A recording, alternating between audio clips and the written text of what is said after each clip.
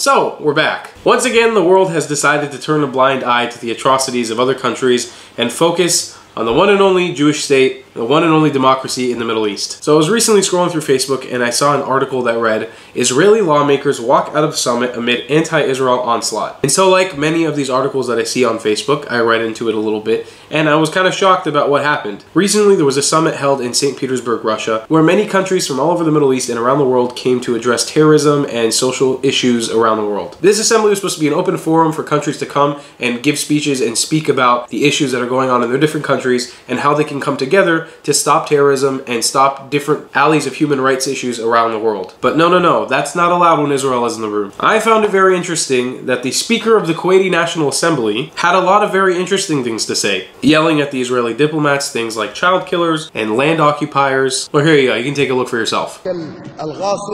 يمثل أخطر أنواع الإرهاب وهو إرهاب الدولة. هذا ما يمثله هذا الغاصب، وتخرج من هذه القاعة بعد أن رأيت ردة الفعل من كل البرلمانات الشريفة بالعالم. الآن من القاعة إن كان لديك ذرة من الكرامة يا محتل يا قتلة الأطفال.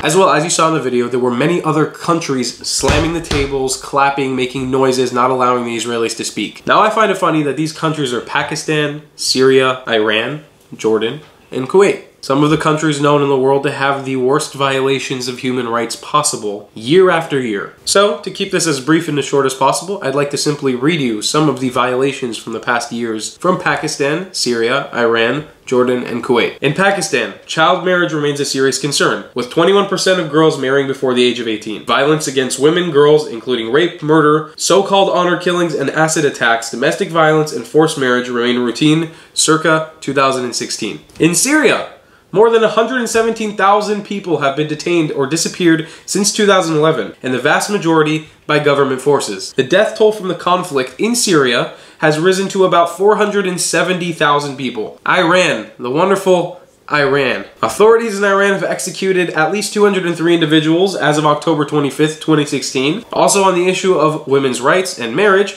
a woman still needs her male guardian's approval for marriage regardless of her age. In Jordan, good old Jordan. Jordanian law criminalizes speeches deemed critical of the king, foreign countries, government officials, and institutions, as well as Islam. And on top of that, government and social structure remains discriminatory towards women on a regular basis. And just as a side note, I've been to Jordan and I've experienced that firsthand. And Kuwait, the instigator of this entire situation. Don't you think for a second that you would have gotten out of this? In Kuwait, migrant workers remain vulnerable to abuse, forced labor, and deportation of minor infractions including traffic violations and not following orders of an employer. Kuwait has no law prohibiting domestic violence or marital rape, so just to make that clear, in Kuwait you may rape your wife legally. And Kuwait has a tendency to criticize Israel for its operations in Gaza. So just to read you guys a little bit of what Kuwait has been up to in the Middle East. 58 unlawful coalition airstrikes in Yemen, some of which may amount to war crimes that killed nearly 800 civilians and repeatedly hit markets, schools, and hospitals. Look, it's very easy in this world to blame the country that's doing the most to preserve human life and keeps human life at the pinnacle of importance. And it's also very easy to take what you hear in the media and take that as fact. You do your research, learn about Israel, and see what is happening in the real world. That's all I have to say on the matter. If you want to find out more about me, you can find me on youtube.com/Traveling Clatt. I make travel videos that are